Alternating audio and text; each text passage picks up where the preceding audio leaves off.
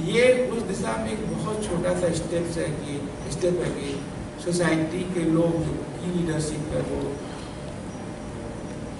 Headquarter से बाहर निकल के उस जगह पे जाएं जहाँ पे क्रिटिकल केयर की अब सबसे ज़्यादा ज़रूरत है, या जहाँ पे लोग नहीं कम हैं, या जो लोग सीखना चाहते हैं, एक ट्रिगर का काम करें जिससे लोग इसके बारे में समझें। तो इसलिए ये फाउंडेशन डे हमने अगरतला में मनाने का निश्चय किया। तो ये इसके पीछे की देशना है। सेकेंड थिंग, हर साल हमारा एक थीम होता है क्रिटिकल केयर। इस साल का हमारा थीम था save the saviours. Saviours the doctor. Last कुछ सालों में सत्यमेव जयते और माननीय अक्षय कुमार टाइप के लोगों की फिल्मों के बाद डॉक्टरों का एक ऐसा इमेज देश में क्रिएट किया गया कि डॉक्टर खाली मरीजों को लूटते हैं, खाली पैसे लेते हैं और मरीजों के लिए ट्रीटमेंट नहीं करते। मैं इस बात को बहुत गर्व से कहना चाहता हूँ कि आज की तारीख में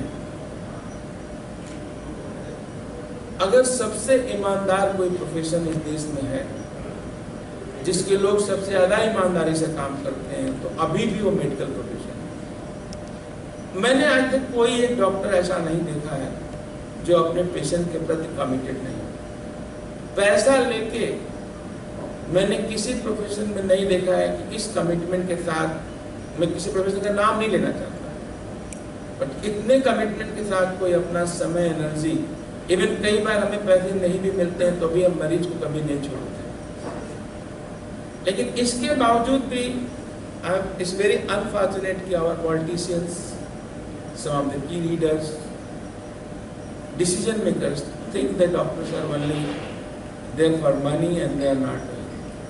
हर आदमी को अपने रहने के लिए, सर्वाइवल के लिए पैसे चाहिए, डॉक्टर उससे ज़्यादा कोई नहीं कमाता है। डॉक्टर में आजकल जिस तरह का आप 18 घंटे 20 घंटे रोज काम करने के बाद भी डॉक्टर 80% डॉक्टर उतनी ही कमाते जितनी उतनी नीड है, कोई बहुत सरप्लस नहीं कमाता।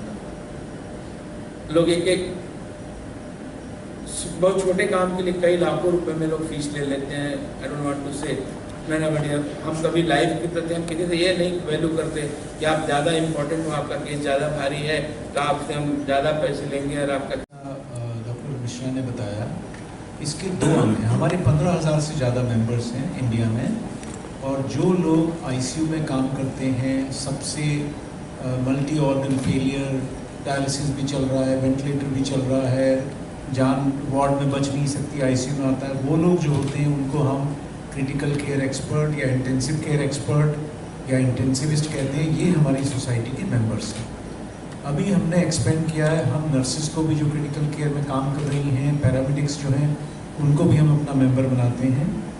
और emergency medicine, respiratory medicine, internal medicine, anaesthesiology, critical care, ये सारे लोगों को हम अपने उसमें शामिल करते हैं। हमारे 2 अंग हैं, एक हमारा सोसाइटी के मेंबर से जो हम बैठे हैं, दूसरा हमारा जो अंग है वो है एजुकेशन विंग, जिसको हम Indian college of critical care medicine कहते हैं। पिछले कई सालों से, जैसा डॉक्टर मिश्रा ने बताया, हम जब भारत में कोई कोर्स नहीं आया था, critical care as a speciality recognise नहीं हुई थी, जो हमारे कोर्सेज हैं, चाहे मेडिकल काउंसिल ऑफ इंडिया जिसको हम MNC कहते हैं, और चाहे दूसरा जो बोर्ड होता है जिसको हम नेशनल बोर्ड कहते हैं, उन्होंने कोई कोर्स नहीं शुरू किया था। तब हम लोगों ने कोर्सेज शुरू किए, Indian diploma in critical care medicine शुरू किया, Indian fellowship in critical care medicine शुरू किया। ये वो लेकर के, विचार लेकर के कि हमारे को ये मैन पावर देनी है देश को, और ये स्पेशलिटी अभी इंडिया में रिकॉग्नाइज नहीं हुई है, तो इसको बढ़ावा देना है। अभी तक अगर आप देखेंगे जो मेन इलाज है, अगर पेशेंट काफ़ी सिक हो जाता है, मुझे नहीं मालूम त्रिपुरा में कैसे है, तो वो बड़े शहरों की तरफ भागते हैं, बड़े राज्यों के बड़े शहर, मेट्रो सिटीज़ की तरफ जाते हैं, क्योंकि डिस्ट्रीब्यूशन जो है वो यूनिफॉर्म नहीं है सर्विसेज का, एक्सपर्टीज़ का। तो उस दिशा में ये कदम हमने उठाया है कि हम अपनी social responsibility towards our society, हमारे जो मेंबर्स हैं क्रिटिकल केयर के, उसको हम दूर दराज के एरियाज़ में लेके जाएंगे, जिससे वहाँ पे भी विकास हो। कल के प्रोग्राम में हमने एक CME की, जिसमें जो भारत के जो जितने विख्यात क्रिटिकल केयर के एक्सपर्ट्स हैं, उन्होंने काफ़ी इम्पोर्टेंट चीज़ों के मैनेजमेंट के ऊपर यहाँ के जो हमारे डॉक्टर्स हैं यहाँ अगरतला के, उनके साथ वार्तालाप किया, अपनी नॉलेज शेयर की। तो ये एक्टिविटी हम आगे भी कंटिन्यू रखना चाहते हैं। हम चाहते हैं कि यहाँ पे भी टैलेंट पूल बने, यहाँ पे भी एजुकेशनल एक्टिविटीज़ हों। अगरतला में हम ब्रांच इनॉग्रेट की है क्रिटिकल केयर की कि ये मेन धारा से जुड़े। नॉर्थ ईस्ट को इस बार डॉक्टर मिश्रा जो प्रेसिडेंट हैं, उन्होंने एक स्पेशल स्टेटस दिया है कि क्योंकि असम में काफ़ी डेवलप्ड है, असम बड़ा स्टेट है, असम को छोड़ के बाकी जो स्टेट्स हैं और सिक्किम, इसको मिला के हम एक इनका रिप्रेजेंटेटिव अपने नेशनल काउंसिल में डालेंगे, एग्जीक्यूटिव कमेटी में डालेंगे, जिससे ये एरिया भी मेन उससे क्रिटिकल केयर मूवमेंट से जुड़े। जहाँ प्रेस कॉन्फ्रेंस हमने ISCCM की तरफ से बुलाई है, उसका एक पर्पज़ है, जस्ट तो आपको थोड़ा ब्रीफ देने के लिए। Indian society of critical care medicine आज उसके 29 साल 29 ईयर्स हो रहे हैं। ये 9 अक्टूबर हम उसके फाउंडेशन डे, स्थापना दिवस के रूप में मनाते हैं। हमारी सोसाइटी क्रिटिकल केयर की इंडिया की सबसे ओल्डेस्ट एकमात्र सोसाइटी है, जिसका कंट्रीब्यूशन, एक बहुत बड़ा कंट्रीब्यूशन आप ये समझ सकते हैं अगर इसकी आप स्ट्रेंथ समझें। इसका स्ट्रेंथ अगर आप समझें तो क्रिटिकल केयर या इंटेंसिव केयर है, वो मरीज जो बीमार होते हैं, जिनको लाइफ सपोर्ट की ज़रूरत होती है, उनको कैसे ठीक किया जाए, उनको लाइफ सपोर्ट से कैसे निकाला जाए, इसका कॉन्सेप्ट इस सोसाइटी के फाउंडेशन से ही देश में आया वे बैक 93-94। और उसके बाद सोसाइटी ने लोगों को ट्रेन करने के कोर्सेज चालू किए, कॉन्फ्रेंसेज चालू किए, जिससे लोगों को क्रिटिकल केयर के बारे में जानकारी बढ़ी, जो सोसाइटी का एक पर्पस है। लोगों तक पहुंचना, क्रिटिकल केयर को आम आदमी तक ले जाना, उसका एक और पर्पस है जो हम लोग ये फाउंडेशन डे के दिन कर रहे हैं। अगर मैं पूरी ग्रेविटी को जस्ट एक शब्द में बोलूँ तो जो कोविड टाइम में कोरोना के जो मरीजों का ट्रीटमेंट पूरे देश में हुआ, जिन डॉक्टरों ने सीरियस पेशेंट को ट्रीट किया, उसके 80 से 90% डॉक्टर इस सोसाइटी के द्वारा ट्रीट किए। तो शायद ही किसी सोसाइटी ने इतना बड़ा कंट्रीब्यूशन किसी देश के लिए किया। हमारे देश के जो गवर्नमेंट ऑर्गेनाइजेशन है, जैसे नेशनल मेडिकल काउंसिल बोलते हैं या MCI बोलते हैं, वहाँ पे क्रिटिकल केयर का रिकॉग्निशन 2013-14 में शुरू हुआ। उसके 20 साल पहले ही जिन लोगों ने सोसाइटी को बनाया और उनका एक विज़न था कि हमारे देश में सीरियस पेशेंट के लोगों को ट्रीट करने के लिए लोग हों, उसके लिए डॉक्टर हों, उन्होंने 20 साल पहले ही ये विज़न देख के और ये काम शुरू किया।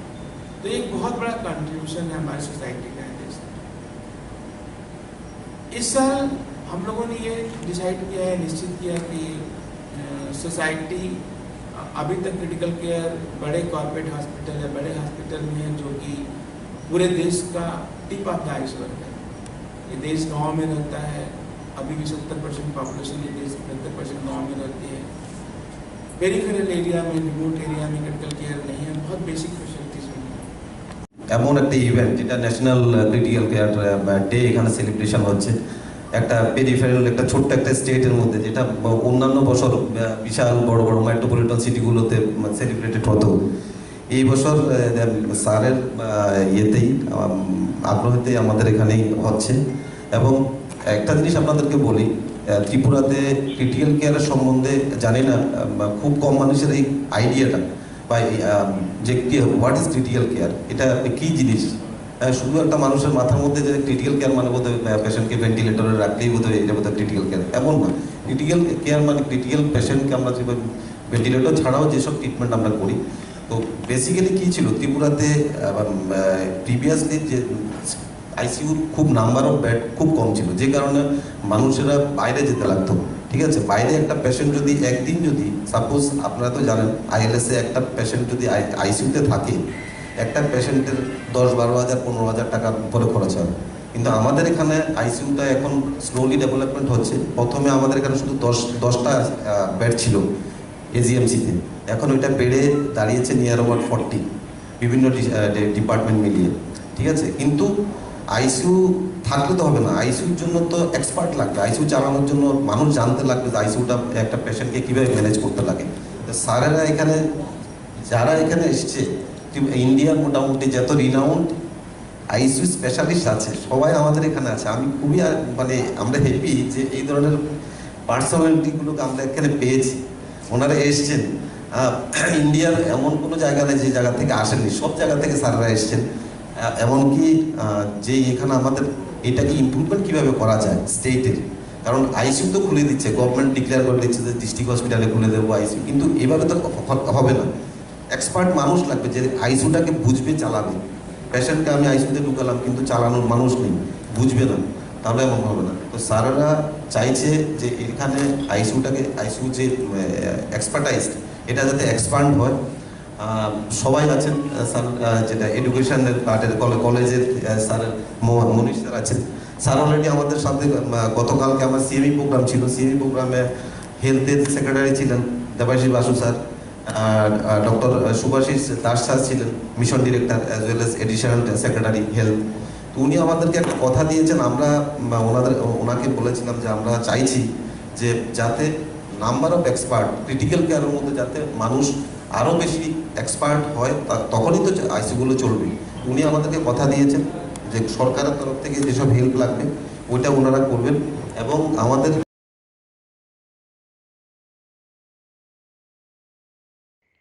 নমস্কার, পিআর গোল্ডের পক্ষ থেকে সকল রাজ্যবাসীকে জানাই আন্তরিক প্রীতি, শুভেচ্ছা ও অভিনন্দন। পিআর ইন্ডাস্ট্রিজ পরিবেশন করছে পিআর গোল্ড কাচ্চি ঘানি খাঁটি সরিষার তেল। হ্যাঁ, সরাসরি কৃষকদের কাছ থেকে ক্রয় করা আসল সরিষার দানা থেকে তৈরি হয় পিআর গোল্ড কচ্চি ঘনি সরিষার তেল, যার খাঁটি ঝাঁজ এবং গুণমান আপনার খাবারকে করে তোলে সুগন্ধ ও সুস্বাদুকর। আর আপনার রান্নাঘরে যখন পিআর গোল্ড কচ্চি ঘনি সর্ষের তেল থাকবে তখন প্রশংসা তো সবাই করবে। পিআর গোল্ড কচ্চি ঘনি সরিষার তেল, খাঁটি তেল, খাঁটি ঝাঁজ। পিআর গোল্ড কাচ্চি ঘানি গ্রেড 1 সর্ষের তেল, যাতে রয়েছে অসংখ্য গুণের সংঘবদ্ধতা। নির্মাতা PR industries and oil mills, Bharatpur, Rajasthan. বিক্রেতা Baishakhi traders 9436124414, Gobinda traders 9436123164, united trading corporation 9436121627, Jiban Kumar Saha, Raipatti 9436126597 অথবা 8837359630। কিরণ এন্টারপ্রাইজ 9774011037, হিমাংশু কুমার সাহা 9436169474।